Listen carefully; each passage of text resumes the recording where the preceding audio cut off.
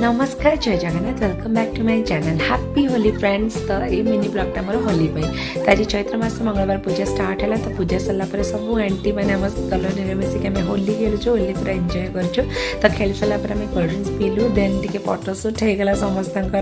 तो देखो शिखी केमती कलर्स उड़ार अच्छे तो समस्त कलर्स उड़े एंजॉय कलु।